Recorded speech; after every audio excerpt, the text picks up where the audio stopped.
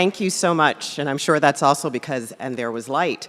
So I am delighted to welcome you all to the 4th annual UVA Student Oratory Competition. I'm Melody Barnes. I'm the Executive Director of the Karsh Institute of Democracy, and my Karsh Institute colleagues and I are just thrilled to once again co-host this event with Think Again at UVA. And this year, we're delighted to welcome the Heterodox Academy at UVA, BridgeUVA, the Civil Discourse Initiative, the Jefferson Literary and Debating Society, the Washington Society, and Charlottesville's English-Speaking Union as partners. Thank you so much for your partnership and your collaboration. We are also joined in partnership by UVA Engagement, and they are live streaming this event to University of Virginia students and alumni, friends, and family all over the world. I want to thank all of you who are watching via live stream for being here this evening as well. Before I go any further, I want to take a moment to say a very, very special thank you to Mary Kate Carey. Mary Kate is the director of Think Again at UVA, and she has been a very, very good friend and collaborator and partner to me since I arrived on grounds. And Mary Kate conceived of all of this outstanding event to which she has devoted so much time and so much care and attention since its very inception. So I'd like you to join me in thanking Mary Kate.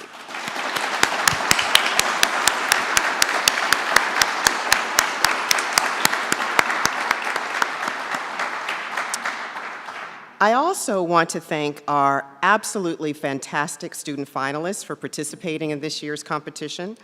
The ability to shape clear, persuasive arguments is absolutely critical to civic participation and, in turn, a healthy democracy. Your participation in this competition shows that you value engaged dialogue and are committed to strengthening your own civic habits. Thank you for reminding all of us that democracy isn't a given. It requires hard work, and indeed, it is worth it. So thank you.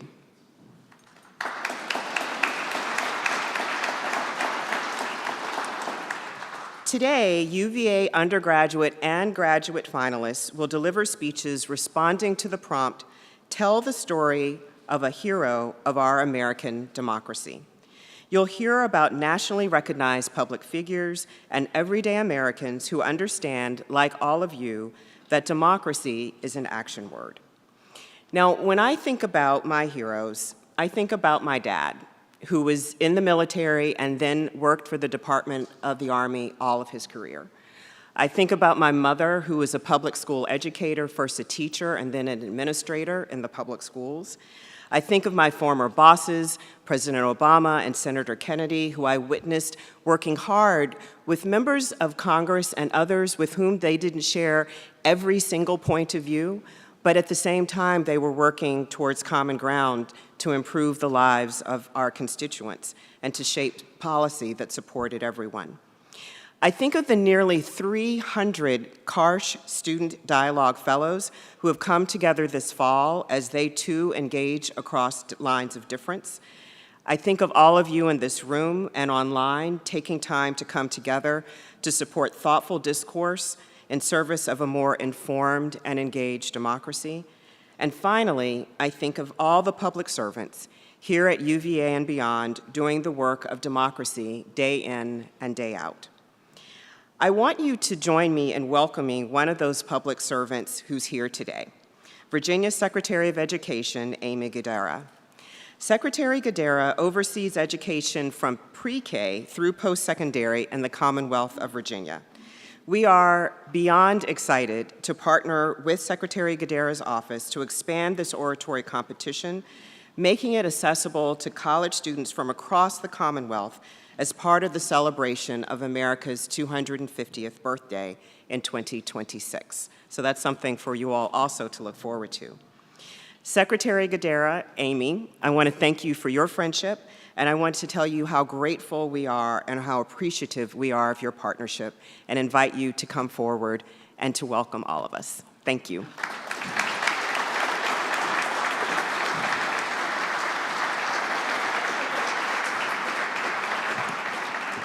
Thank you so much, Melody, and it is such a delight to be here tonight.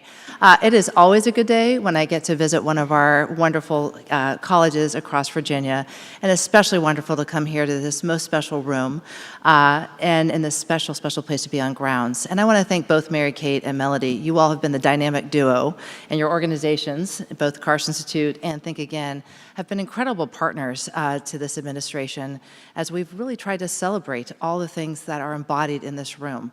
Free speech, diversity of thought, oratory, expression of thought that is going to have people leaving here tonight thinking about something differently because of these 8 wonderful speakers. And I can't wait to hear what you have to say. But I want to say thank you because your leadership is extraordinary and it changes not just lives of people on this campus, on grounds, let me correct myself, but also throughout the Commonwealth because you're an inspiration to all of us. So thank you to you both. I am so excited about tonight. I had a chance to be with Mary Kate the day after, I think, the second one of these oratory contests, and then again last year, and she said, Amy, you have to come. You have to be there. It is the most inspiring night. So I have been counting the days for this moment to come, as I know many of you all are, especially if you're related to these 8 people sitting in the front row. And I am just ready to be inspired because I know we're going to. I've heard that you all have written, and I know that you will deliver some inspiring words. And as Melody just said, this is something that we want to build on. What happens here at UVA is an inspiration for not just the rest of the Commonwealth, but the world. Because one of our goals, as Melody talked about, as we get ready for the semi-quincentennial, that's the new word that you can drop into your cocktail party conversations, also known as the 250th birthday of the United States and the signing of the Declaration of Independence, is that we are trying to do 3 things as we really launch this celebration. We're trying to celebrate democracy, we're trying to make history come alive, and we're trying to spark a civics renaissance. And that is what we're doing tonight with this oratory contest. We're asking people to think deeply about topics that are related to the founding of this country. And there's no better topic to think about than heroes of our American democracy. And I'll give you a sad data point before we get into all the good parts. In a recent poll, 59% of American adults said that they could not name a single hero in their lives today. And I think it is a statement about where we are as a country, and I don't want it to be where we are as a country. And that's why I'm here tonight, and good reason, is to be inspired by our generation of young people who will inspire us with what heroes have looked like in the past and have made this country exceptional, and about the heroes of today who will make sure that this democracy is stronger than ever and will continue to be strong and be a light for the rest of the world to learn from.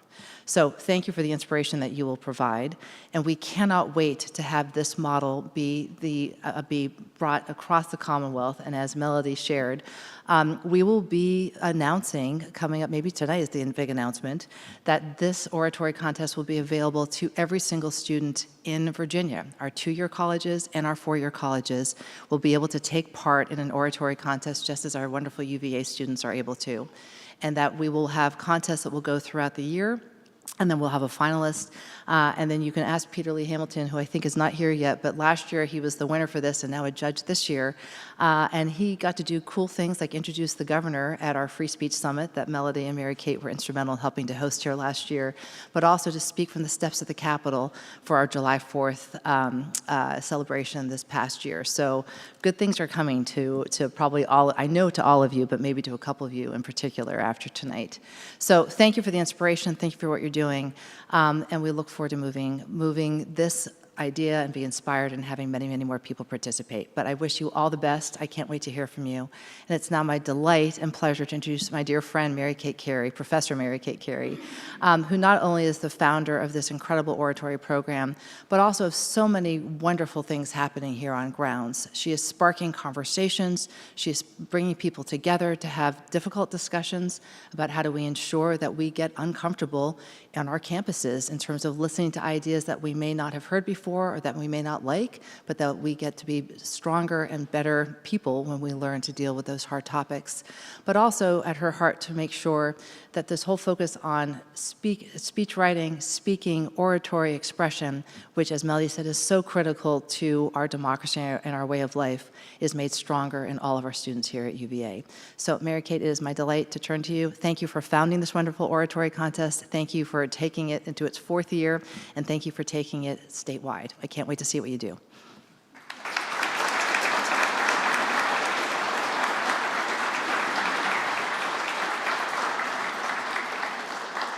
Good evening. Thank you, Secretary Gadara. Your vision of taking this oratory contest statewide next year has been a real joy in my life, and I can't wait for more students across our Commonwealth to stand up and speak about the values of our democracy and the great heroes that we have. I'd also like to thank Melody for your leadership and the whole Karsh Institute of Democracy for helping make tonight possible. It's been a terrific partnership, and I appreciate it. So welcome to the 4th Annual University of Virginia Student Oratory Contest. For those of you who are joining us in person here tonight in the Dome Room, thank you for coming out, especially on such a gorgeous night. I appreciate you're in here.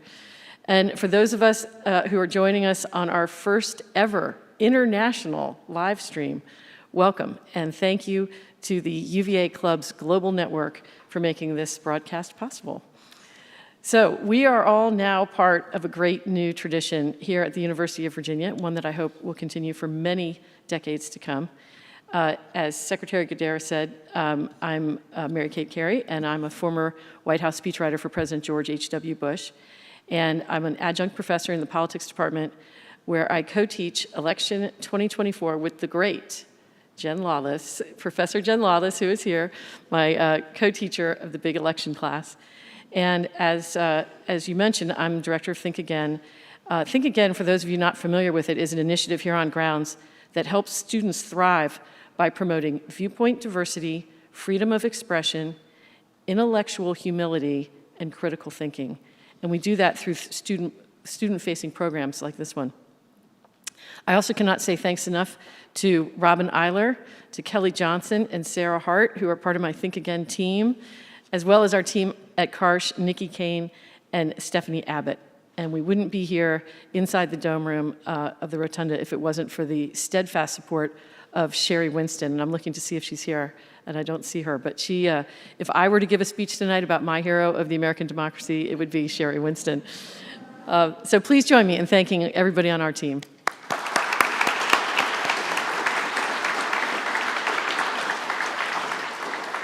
Our team has been working with our co-sponsoring organizations, to whom we are so grateful. The English-speaking Union of Charlottesville, I know there's many members here tonight, Heterodox Academy at UVA, BridgeUVA, the Civil Discourse Initiative, the Jefferson Literary and Debating Society, and the Washington Society. All of those last three are student-led organizations that have just started getting more and more involved in what we're trying to do.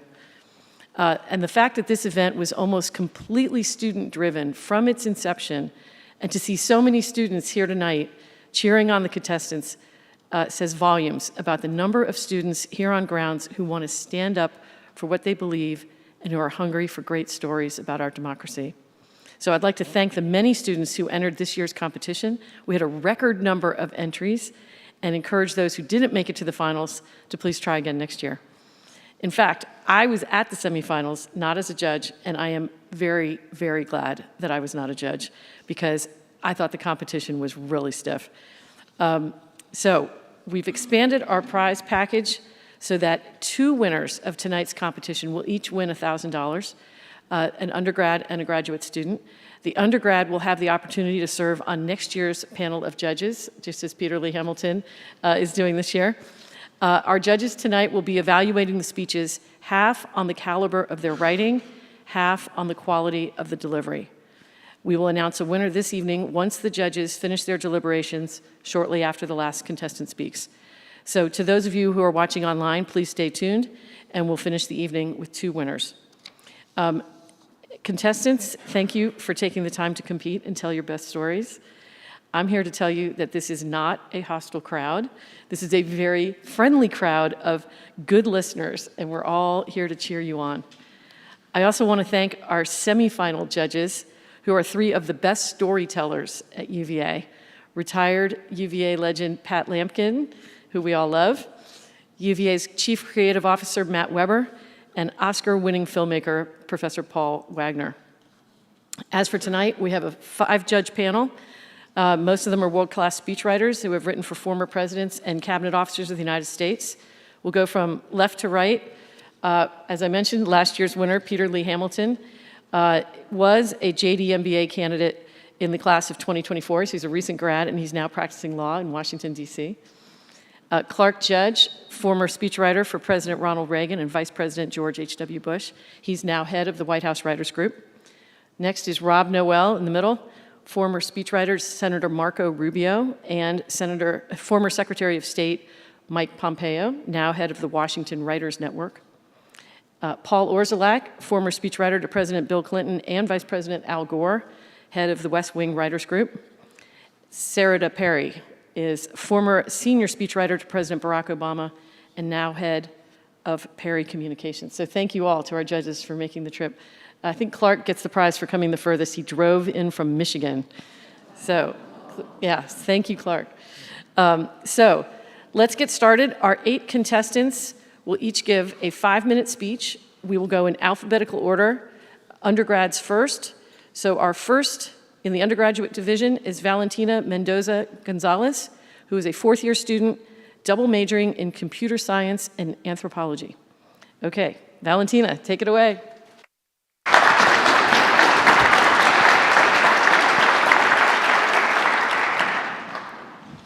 Testing, testing, 1, 2, 3.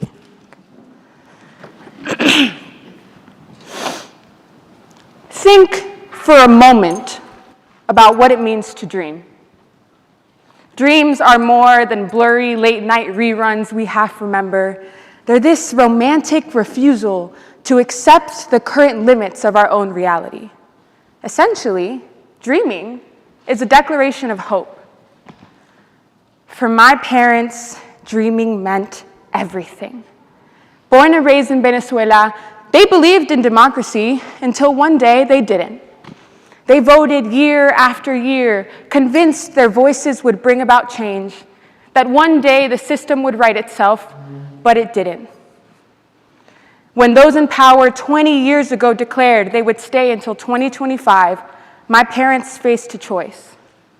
They left everything behind, hopped on a plane with 2 little kids, bringing me here, to a place where they hoped their voices would bring about change. Heroes are clearly not born in easy moments. They're made by hardship, by hope, and by the belief that something better has to be possible. And it is. Now, here I am, standing here as the University of Virginia's first ever Latina Student Council president. And just a couple of days ago, I voted in my very first presidential election.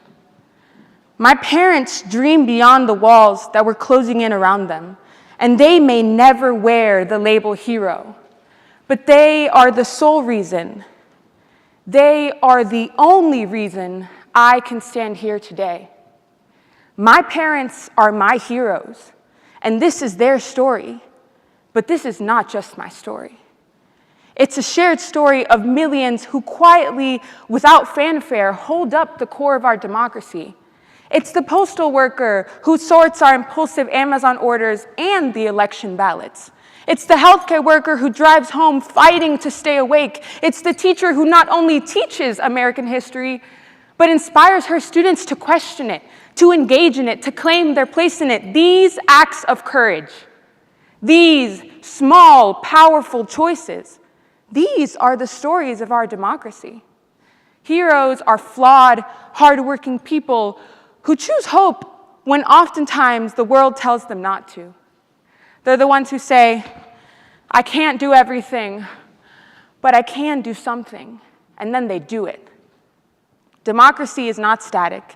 It's not a building or a monument or a statue. It's a living, breathing thing built by people who choose to care even when it's hard, and it thrives on the grit and the resilience of those who dare to dream. We need to redefine who we see as heroes. For far too long, we've waited for saviors in high places only to find that they aren't coming. If the last decade has taught us absolutely anything, it's that we cannot afford to wait for better leaders to come and save us. We are the leaders we've been waiting for. We, the people who care about our communities, who believe in something bigger than ourselves, who dream of a world that is just. This is our responsibility. And let me be clear, Democracy does not need perfection, it needs participation. And in a democracy, the courage to show up is a revolutionary act. Every time we choose to engage, every time we choose to vote, to advocate, to help a neighbor, democracy grows stronger. So I ask each of you today to look around your own lives and ask yourself, who are the heroes here? And more importantly, how can I become one? How can I choose to make democracy stronger in my daily choices, in my relationships, in my dreams? We are the social innovators. We are the freedom fighters. We are the dreamers, the builders, and the keepers of these stories. Democracy will never be kept alive through the hands of a few, but by the many heroes who demand it, defend it, and dream it into being every single day. Thank you.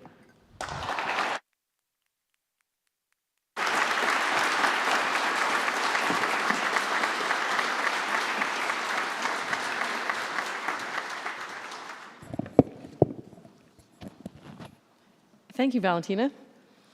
Next up, we have Arola Olawahimi, who is fourth year and a foreign affairs major. Arola?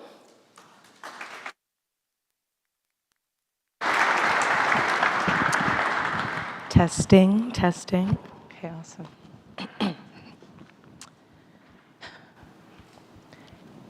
He liked cookies. That's why they called him Yummy. Robert Yummy Sandifer. Sweet-toothed, not the most shocking characteristic that an 11-year-old could possess. Gangbanger, however, was a little more unorthodox. Robert Yummy Sandifer, a little black boy from the Chi. Robert was no ordinary kid, though. You see, by the time he was 11, he had scored the cover of Time magazine, but he wasn't alive to see his debut. I'm getting ahead of myself, though. To truly understand the significance of Yummy's short life, we got to start at the beginning. His story was written before his first breath, predestination. Where Yummy came from, you were considered a senior citizen if you made it to 19. By the time he was born, his mother, Lorena, had been incarcerated many times, and his father was also in jail. At age 22 months, he took his first trip to Jackson Park Hospital for scratches and bruises. His mother didn't keep him for long after that. So they sent him to his grandmother, Janie Fields, but things didn't get much better. It wasn't long before he was in and out of foster care and shelters. For the last year and a half of his life, he averaged a felony a month. By age 8, school was insignificant. By 10, he had been arrested severally. Predestination. Yummy was well known in the neighborhood, though. Depending on who you asked, he could be as sweet as jelly or downright rotten.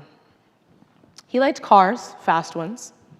He was good at driving for his age, and he would often carjack just to prove it. He also liked to hand out beatings.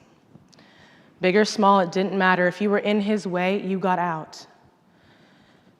Yummy liked to watch movies. He liked to bake with his friends. He liked animals and basketball. He would say his please and thank yous, and he was a member of the Black Disciples gang. This was Robert, and this was Yummy. He dared to dream and to desire despite his circumstances, and everyone who truly knew him could see the demons that he was battling. So when he killed 14-year-old Siobhan Dean in a drive-by gone wrong, the neighborhood didn't know how to feel. It didn't matter that it was an accident, a life was lost. Law enforcement searched for him. His grandmother tried to save him, but his fate was sealed. And he was dead 3 days after he killed Siobhan. The Black Disciples had to cover their tracks. And these were his fellow members. Yummy just couldn't save himself from himself. And so that's how he left, as a means to an end. You asked me to tell you the story of a hero of our American democracy, and I gave you a gangbanger. The thing is, he was so much more than that. You could say that he died as a liability, and while that might account for the cause, it does not account for the impact. Yummy wasn't a hero because he overcame his adversity, but because he succumbed to it, because he showed why democracy is a necessity, especially in communities like his. Intentionally or not, Robert Yummy Sandifer did his part. For how can a country be for the people and by the people if it does not know its people? By his sacrifice and for his people, Yummy made sure that America would know his people. He showed why Black voices need to be heard, especially where it matters. To me, democracy is a voice, a chance to be seen, not just by our governing body, but by each other. At his funeral, Black mothers dragged their sons to his coffin and pushed their faces into his body. Why? As a reminder. Not only did Yummy's death call attention to national systemic inequalities, inner city gang violence, and the faults of the juvenile justice system, but it was a symbol for his local community as well. On the national stage, he represented a demographic in desperate need of a voice. And on the local stage, he was served as a beacon of caution for all who came after him. In the democracy, the powers and the people, and only in a democracy could we have ever witnessed the power that Yummy possessed. Not because he was some catalyst for immense change, but because he brought awareness, assistance, and liberation to all the Yummies that could have been. Thank you.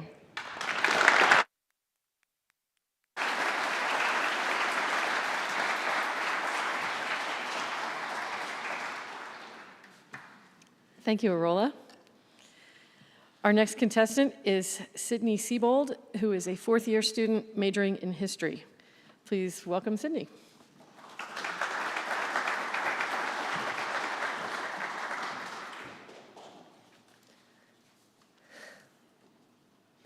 Have you ever been to Colonial Williamsburg? I've been thrice, which is probably obvious considering I just said the word thrice. Most recently, my mom and I spent fall break in Colonial Williamsburg to celebrate my birthday. When we arrived, she insisted we attend a talk by the Thomas Jefferson reenactor, to which I objected. During my time at UVA, I learned a great deal about Jefferson's dark history as a slave owner. My professors and fellow students taught me to hate founding fathers like Thomas Jefferson. He was a good writer, but we must reject him and his ideals from this university as a misogynistic slave owner, my first-year English writing professor told my class on a required historical tour. Any attempts I witnessed to put Jefferson on a pedestal garnered social media hate, social exclusion, and hard-to-shake labels like bigot and white supremacist. I came to believe he was extraordinarily average, an exclusive, wealthy white man who could offer nothing to this university or country today. But because my mom paid for the trip, I eventually agreed to go to the Jefferson talk. When we arrived, I was met by a young Thomas Jefferson, wig and all, speaking to an overflowing crowd of fellow historian nerds. The reenactor, I learned, was Kurt Smith, a brilliant actor who used strength and humor to bring Jefferson to life. After studying and embodying Jefferson for 8 years, he knew every answer to every question the audience members threw at him.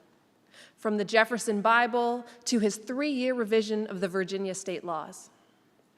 He portrayed Jefferson as the man who legally outlawed the international slave trade, established religious freedom in Virginia, and in his call for publicly funded education, founded the University of Virginia. Speaking as Jefferson, he admitted that in choosing to write the Declaration of Independence, he committed high treason, punishable by death. High treason? Anti-slavery? I was floored. This was not the lukewarm Jefferson to which, after the last 4 years at this university, I'd grown accustomed. This was Jefferson the revolutionary. For the first time in 4 years, I remembered just how radical the Founding Fathers and their ideas were. Equality, justice, freedom, democracy, of course, I had heard them all before. I'd written numerous essays on the importance of democracy. But in the past, these ideals had not surprised me. I had not found them revolutionary. I had found them expectable, with the underlying assumption that they would always be there. You see, I had become complacent to the very foundations of democracy. My hero of American democracy is not Thomas Jefferson. It's Curt Smith, the colonial Williamsburg reenactor, who reignited the flame of self-governance for so many of us that early autumn day. The question of how to understand our relationship to Jefferson looms large at this university. How do we honor the radical ideals of this great thinker without celebrating the anti-democratic shortcomings? I believe the survival of our democracy, including UVA, does not depend on Thomas Jefferson. If it did, we would have been doomed almost 200 years ago when he died in 1826. No, it depends on the educators like Curt who dedicate their lives to keeping the spirit of Jefferson alive. Those who teach us about the workings and values of democracy, who inspire us to push the narrative forward. Why do any of us here even know what democracy or a republic mean? Because someone taught us what they mean. Why do we understand the Federalist Papers or the Bill of Rights? Because someone in our lives propelled us to. The civics teachers, the high school American history and debate teachers, the politics professors. These are the heroes of American democracy. They keep this experiment going by emboldening the next generation to not only expect democracy, but to actively take accountability for its survival. When we forget what our teachers and those who came before us taught us, we too become complacent. But a democracy cannot survive on complacency. So I invite you all to remember what the Curt Smiths in your lives taught you, because it's not only right, it's revolutionary. Thank you.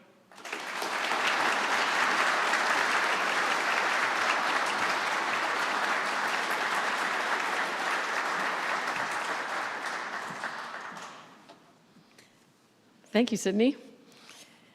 Our final undergrad contestant is Jack Siegel, a fourth year who is majoring in political philosophy, policy, and law, as well as music performance, sorry. Please welcome Jack Siegel.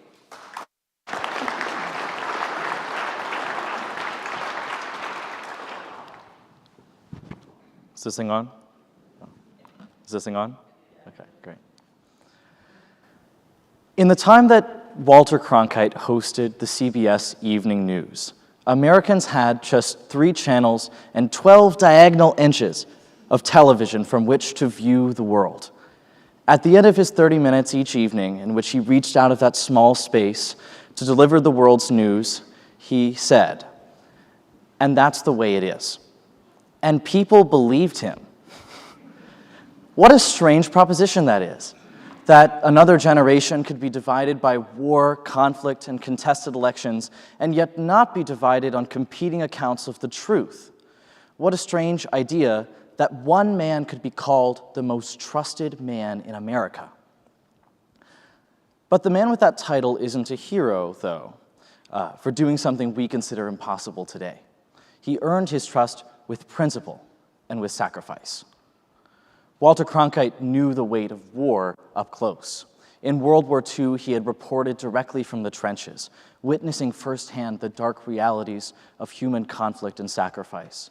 In Germany, he flew high over the countryside in B-17 bombers as part of the first journalist to ever accompany manned flights. He knew the stakes firsthand, and he would later describe these journeys as part of a sacred duty to bring the war home to the American people. His years as a journalist, whether from political convention coverage to morning news, made him into a household name, an anchor in more ways than one. He didn't emote, he didn't flinch, and he didn't preach.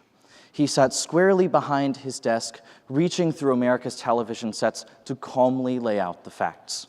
It was only for the assassination of President Kennedy that he let show a small amount of emotion, reflecting the broken hearts of the American people. Even then, after taking off his glasses and nearly coming to tears, he said simply, "From Dallas, Texas, The Flash, apparently official, President Kennedy has died at 1 p.m. Central Standard Time." When delivered by Walter Cronkite, even the gravest news could stand tall, objective, and firm, unmovable by human acts.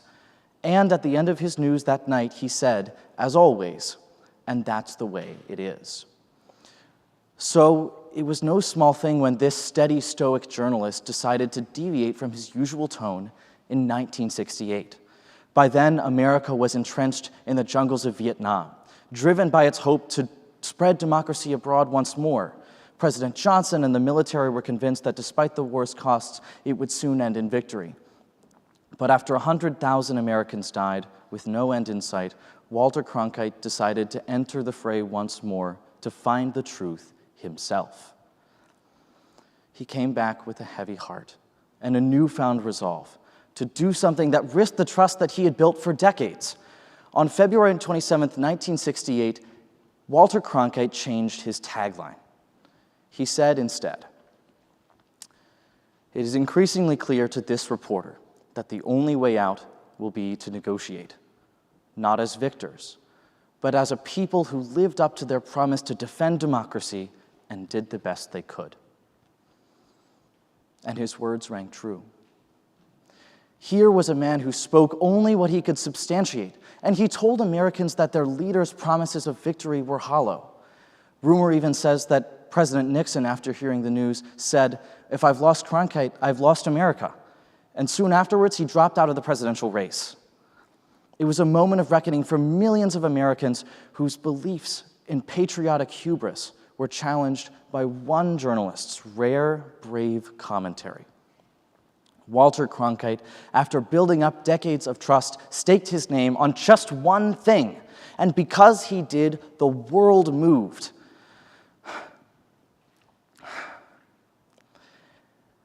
He was America's witness, someone who absorbed the joy and pain of each moment and reflected it back on the American people. He's a hero, not because he staked everything to tell what he believed, but because he built up a tower so tall within himself that the winds of change could not knock him down. His legacy isn't just one of reporting. It carries the conviction that telling the truth is the greatest service a citizen can provide.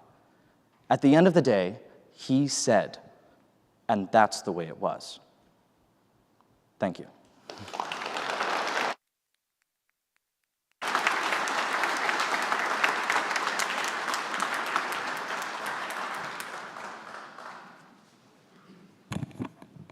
Okay, we will now begin our graduate division.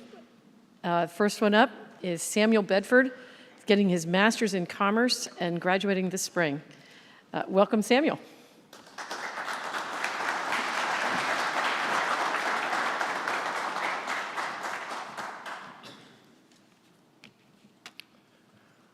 We have it in our power to begin the world over again. The birthing cry of American democracy, these words from Thomas Paine tell not of the power of guns and sabers, but of the power of the mind, a power which Paine saw could only be unleashed once we had freed ourselves from the trap of superstition. For Paine, we were to take things as true only when we ourselves had decided that they were true, not because some other had told us so. Democracy, therefore, was to be lit by the flame of human inquiry, to justify itself in open debate, as only then could it free itself from the shackles of the old world. This commitment to free inquiry had made Paine a hero in the 1770s, but it was to prove his undoing in the 1790s, when he directed his polemical fire towards the Christian faith. For Paine, religion was a mere human invention, obscuring from us the truths of our own eyes and enslaving us to the connivances of others. Its true evil lying in that, and I quote, "It professes to believe in a man rather than God, in the words of another rather than the thoughts of one's own." Paine's irreligion saw him ostracized from Protestant America, and he died forlorn and friendless in 1809. But he was not to rest for long. A decade later, his decaying skeleton was snatched from its grave by English radical William Cobbett and transported back to England. Cobbett hoped that the repatriated bones might stir up democratic feeling amongst the English working classes, that they would become, in his own words, an object of pilgrimage. Cobbett was ridiculed as a bone juggler by the London press, and so humiliated, he decided to keep Paine in his attic until his own death in 1835, after which the bones seemed to vanish into thin air. By this time, a group of American freethinkers had established, rather strangely, a secularist church with Paine proclaimed as its patron saint, the real St. Thomas. Its devotees, driven by hagiographic awe, made it their holy mission to recover the lost relics of their hero. At their annual birthday celebration for Paine in 1894, one speaker made sure to mock the superstition that possesses religious minds, only to later unveil a new relic they had discovered, a fragment of Paine's grave. I need not spell out the irony here, though how exactly Paine's followers had come to this point is worth dwelling on. By revering Paine as a saint, they no longer had to defend their secularism on its own terms. Paine could do it for them. They had only to invoke a missing pile of bones to justify their creed, exactly like the old religions. And so, by treating Paine as their prophet, they ignored his calls for free inquiry and reverted to the very superstition he abhorred, taking as revelatory scripture words that he had intended as reasoned argument. Now, we may ridicule them, but might not similar be said of our democracy today? If I were to place each of you upon this pulpit and ask you to explain why we ought to have democracy in your own terms, could you? Or, after a few jumbled syllables, might you resort to vague appeals to the words of men like Paine or some other hero of your choosing? Might you allow such heroes to speak for you, as if prophets passing down some divine decree? You see, we might malign populists for preying on ignorance, theocrats for their fanaticism, but what does democracy have to offer instead, if all that we can provide in its defense are the words and deeds of other dead men? For Paine, the power to freely inquire about our world, to shape it accordingly, was not extinguished the moment the revolution had ended. No. We were to carry the spirit of democracy forwards, not be the cautious curators of its relics. We were not to take the founding fathers at their word, but to take their words further. And so, I put it to you, as Paine did nearly 250 years ago, that we have it in our power to begin the world over again. And so it falls to us to do so. Thank you.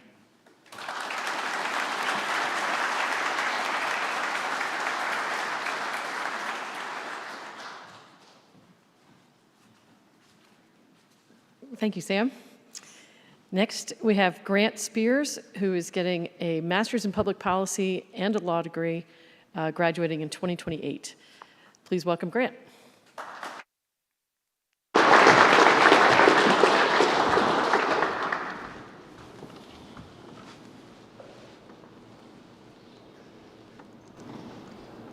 On June 5th, 1944, Supreme Commander of the Allied Forces, Dwight D. Eisenhower, woke up on the south coast of England after only a few hours of sleep.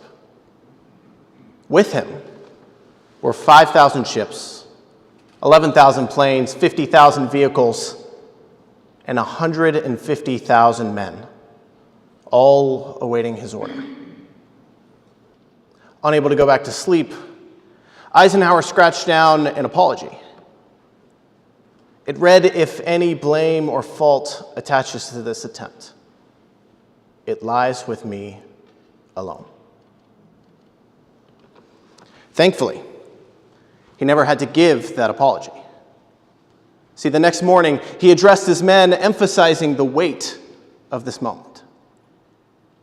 He said, "Today, you will bring about the destruction of the German war machine, the elimination of Nazi tyranny over the oppressed people of Europe, and security for ourselves in a free world." See, Eisenhower knew then that what we now call D-Day would determine the course of World War II and secure the future of democracy in Europe, in America, and in the rest of the world. Eisenhower's military efforts abroad were a resounding success. Within 11 weeks of storming Normandy, Paris had been liberated. Eisenhower's leadership had proven him one of the most important American figures in eliminating the Axis threat to our democracy. After the war, Eisenhower ran for president, where he won a sweeping victory. His first task was once again to fight fascism, this time in Korea. As ground zero for a larger global conflict on democracy, President-elect Eisenhower visited the Korean war front. He met with troops, commanders, South Korean leaders alike, with a message of encouragement. And within 7 months of the start of his first term, Eisenhower signed an armistice, ending active conflict in the region. The Korean War would be an example of Eisenhower's tempered strategy in the growing Cold War. His efforts to ease tensions and provide stability are likely the reason we get to call our conflict with the Soviet Union a Cold War and not a nuclear one. After addressing the threats to democracy abroad, Eisenhower turned his attentions to the growing divisions at home. See, the president was faced with a deeply polarized nation, once again addressing the realities of racial discrimination. As a result, within his first year, Eisenhower completed the process of desegregating our armed forces begun by President Truman before. From there, Eisenhower sought change at the seat of American democracy itself, Washington, D.C. He appointed civil rights activists to the Department of Justice and the Supreme Court, paving the way for the landmark Brown v. Board decision. This commitment was tested. In 1957, when 9 black students were barred entry from Central High School in Little Rock, Arkansas, Eisenhower responded. He sent federal troops to enforce the rule of law and ensure the safe passage of these students. Eisenhower's final stamp on the history of American civil rights was the passage of the Civil Rights Act of 1957, the first civil rights legislation in over 80 years, representing a nation and its democracy on the verge of radical change. In the last days of his second term, Eisenhower made one final effort to safeguard the nation. In his farewell address, he warned of a looming, unseen threat to our democracy: the rise of the military-industrial complex. Eisenhower cautioned that the growing partnership between the military and private industries could lead to dangerously misplaced power. He wrote, "We must never let this combination endanger our liberties or our democratic processes. We should take nothing for granted." From a general, this warning was unexpected, yet courageous. It meant challenging the very institutions he once commanded in order to protect the greater American people. Eisenhower's final warning reflected his unwavering dedication to preserving this nation's democracy, not only on the battlefield, but in the corridors of power. Thank you.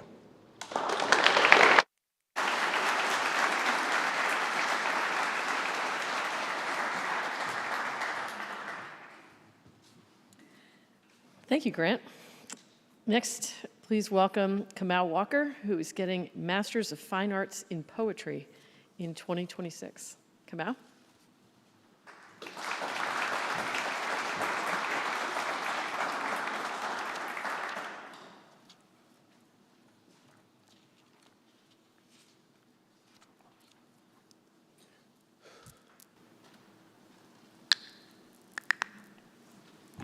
Didn't expect the mic to pick that up. Good evening. I love America more than any country in this world, and it is for this reason that I insist on the right to criticize her perpetually. These are the words of James Baldwin, an activist, writer, revolutionary, and my champion of democracy. Baldwin was born in Harlem, New York in the summer of 1924. And though he is most well known for works such as Giovanni's Room or The Fire Next Time, to name a couple, I want to talk about the core philosophy of Baldwin's work. That is, I want to talk about Baldwin's fundamental belief that the only way to create worthy change within this world, within this country, and within the people around us is with and through love. Love is a heavy word in the English language. We place a lot of expectations on love as a concept. I love my fiance, I love my best friend, I love my Uncle Rudy, I love St. Louis. We understand these loves to be different in some ways, but simultaneously, we recognize they all share an underlying similarity. In essence, all love is founded on a profound care for and investment in the well-being of another. To Baldwin, the only thing we truly have in this life is each other. Professing love has never been a popular movement, and no one really has ever wanted to be free. The world is held together by the love and passion of a very few people. See, to James Baldwin, love was not a privilege, nor was it a circumstance we occasionally found ourselves within. No, for Baldwin, love was a responsibility. Having grown up as a black boy in Harlem in the 1920s and 30s, much of Baldwin's work contends with the realization that the color of his skin meant the country he pledged allegiance to every morning had not pledged allegiance to him. Such a realization can be shattering, and it can leave one incredibly sorrowful, bitter, and angry. I am not here to say that Baldwin never experienced any of those emotions. He himself would tell you that he experienced a great deal of them. What I am saying is that Baldwin still chose to love this country, and that he spent his whole life in service of that love. It is true to the near point of cliche to say that our country is divided. Political ideologies have shifted from philosophical disagreements towards an us versus them mentality. Rather than our compatriots, those differing in thought risk becoming the enemy. But ultimately, we are meant to work together to build a country that is better, despite varying perspectives on what better may take the form of. Aside from love, the core assertion of Baldwin's work was that we live in a state of irreality, one in which we are hesitant, if not terrified, to look in the mirror and recognize ourselves for who we are rather than for what we pretend to be. But we cannot love another without knowing ourselves. And similarly, we cannot profess to love another unless we are willing to help show them who they are. So when Baldwin made the decision to love this country, he made the decision to criticize her perpetually, such that America could look at her own conditions and change them. These actions were not done merely to improve the materiality of Baldwin's world.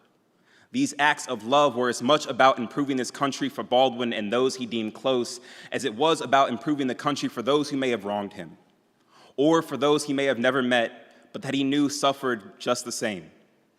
Because Baldwin understood that to proclaim love to be our avenue towards freedom, that love must be absolute, and that love must be all-encompassing.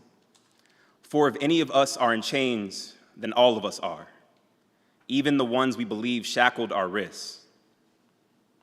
This, to me, is the spirit of American democracy. It is the realization that, as Baldwin writes, the moment we let go of each other, the moment we break faith with one another, the sea engulfs us, and the light goes out. Baldwin taught us to never let go of our countrymen, and to ask that they never let go of us either, such that together we may still find that light. Thank you.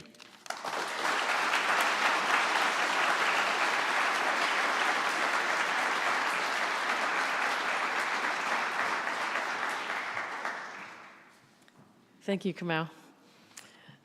Next is Heidi Zimick, who is getting her PhD in history. Heidi?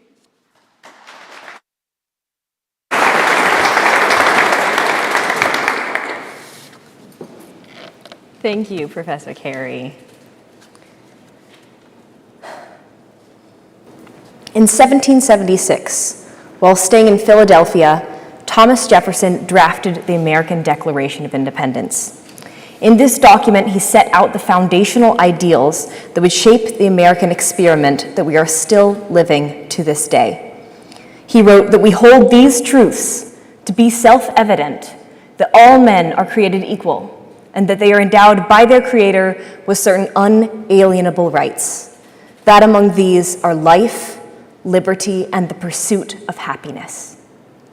In writing these words, Thomas Jefferson inscribed the values that shape this country even now. Ideals of freedom, liberty, and equality. But Thomas Jefferson is not the subject of my speech today. Thomas Jefferson had a paradoxical relationship with the ideals that he himself inscribed in that Declaration of Independence. Over the course of his lifetime, he enslaved over 600 people, including some of his own offspring. At the time of his death, he would free only 5 of these people, one of whom was named Joseph Fawcett. Joseph Fawcett had a family, a wife named Edith, and 8 children. While Joseph was freed in Jefferson's will, his wife and his children were not. They would be auctioned on the lawn in front of Monticello, each sold to the highest bidder. At that auction, Joseph Fawcett was able to, with the help of his brother-in-law, purchase and free his wife and his 2 youngest children. His 6 other children were on their own to find freedom. One of these children was named Peter. Peter Fawcett was 11 years old when he was separated from his parents and his siblings, bought by a man named Colonel John Jones. Jones initially agreed to sell Peter to his father when Joseph raised the funds. However, when that time came, Jones refused to carry through on his promise. While enslaved by Jones, Peter continually fought for his own freedom and for the freedom of others. He learned how to read and how to write. He wrote manumission slips for enslaved people to help them emancipate themselves, including his own sister. When interviewed towards the end of his life, he said that he had resolved to get free or die in the attempt. Peter Fawcett attempted to emancipate himself twice while owned by Colonel John Jones. Both attempts were unsuccessful. When he was freed, it was again by the auction block. He was purchased by family friends, and he was freed by them. It had at this point been over 2 decades since he had last seen his parents and siblings. After gaining his freedom, Peter Fawcett went north to a town outside of Cincinnati, Ohio, where his family had gathered. He there became a Baptist minister. He started the First Baptist Church in Cumminsville, Ohio, and is still considered a father of the Black Baptist community there. He also became a conductor on the Underground Railroad with his wife, Sarah, using his own tenuous freedom to help others gain access to the fundamental human rights that Thomas Jefferson wrote about in the Declaration of American Independence: life, liberty, happiness. Peter Fawcett's descendants would go on to be involved in the founding of the NAACP, as well as the civil rights movement of the 1960s. In this one family, we see generations of leading the continued fight for the ideals that the United States of America were founded on: liberty, equality, and democracy. The United States of America has a complex relationship with the past. Our foundational ideals seem so transparently at odds with the practice of chattel slavery on which so much of this country was built. Even as the past may seem confusing, dark, and often painful, from these conditions rise individuals who found within themselves the resilience to continue to fight for themselves, for their families, and for their communities. Even as the future may seem uncertain, perhaps we can draw hope from these figures: Joseph, Peter, and Sarah Fawcett. I will end as I began, with a quote written by Thomas Jefferson. In a letter to John Adams towards the end of his life, he wrote, "I like the dreams of the future better than the history of the past. So good night. I will dream on." Thank you.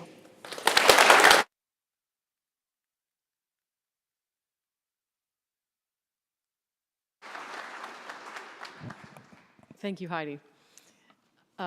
So now you guys know what a speechwriter's idea of a good time looks like. Do you guys agree with me? That was a good time. And you can also see why I've been saying for the last week that I am so glad I was not a judge tonight, because I think you have a very difficult job ahead of you.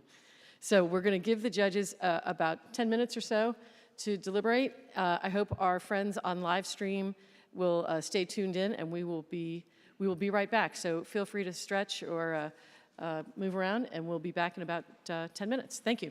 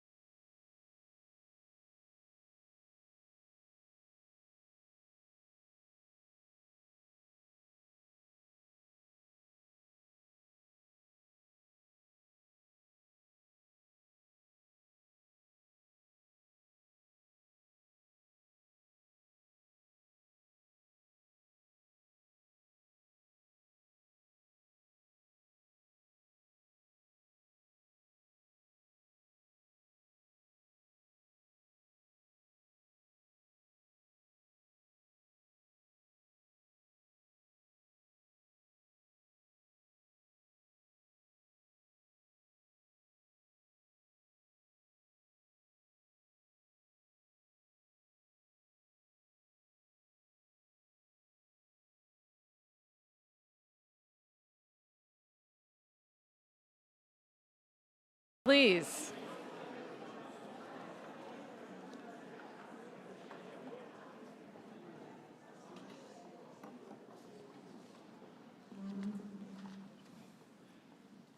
Okay.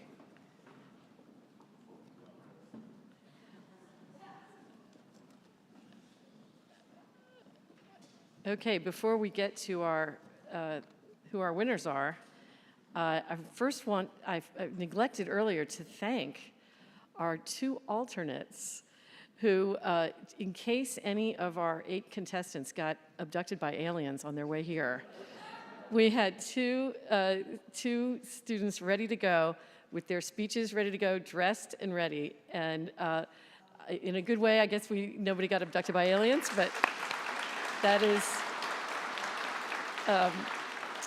so the first one is Yasra Samguli, 3rd year political philosophy, policy, and law. Yasra. And Emily Spradley, 3rd year systems engineering. So thank you both for being ready, willing, and able. We've had a few requests for the written version of the speeches, and we decided not to just post the 8 finalists and the 2 alternates, but all of the semifinalists. There's 20 of them. It's on the Think Again website, and Think Again at, you can just Google it, Think Again UVA, and rather than reading you the whole URL. And we will also, within the next day or so, we'll have videos of tonight and the much needed highlights reel that you can share with family and friends.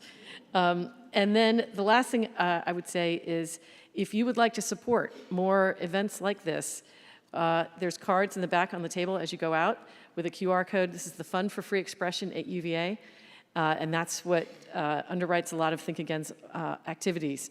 The Fund for Free Expression just got a very generous matching grant from the Smith-Vickers Family Foundation.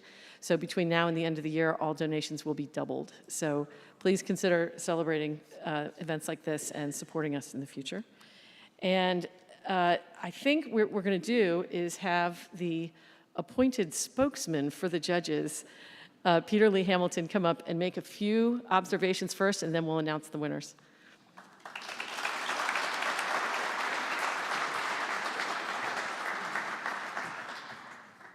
We're standing between you and the rest of your evening, so we'll keep this very, very brief.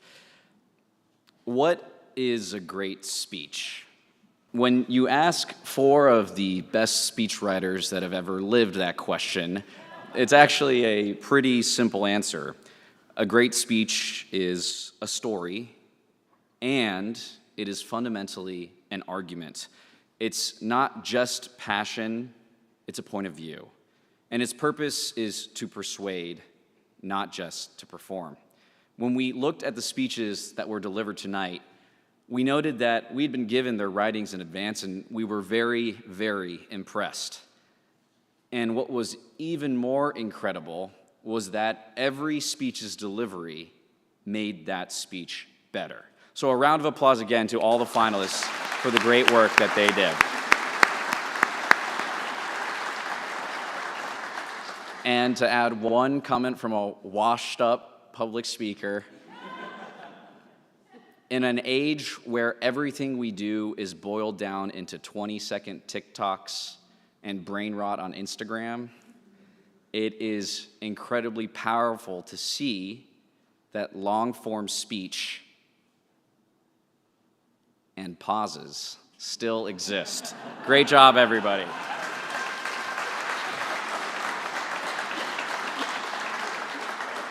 So good.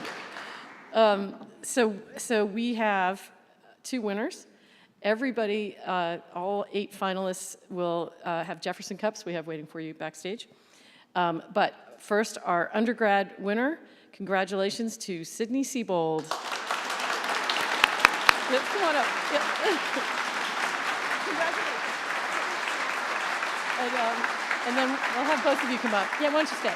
And our graduate winner is Kamal Walker. Congratulations. Okay, so I think they want to get a picture with you guys. You want to them? Oh, I should go in?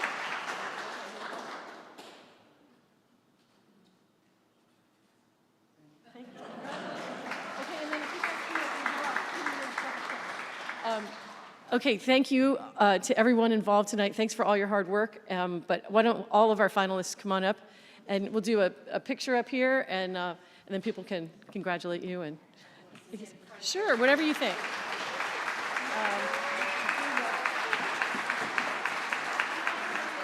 Yeah, I think so. Okay, we've got. Okay, we're gonna hand out.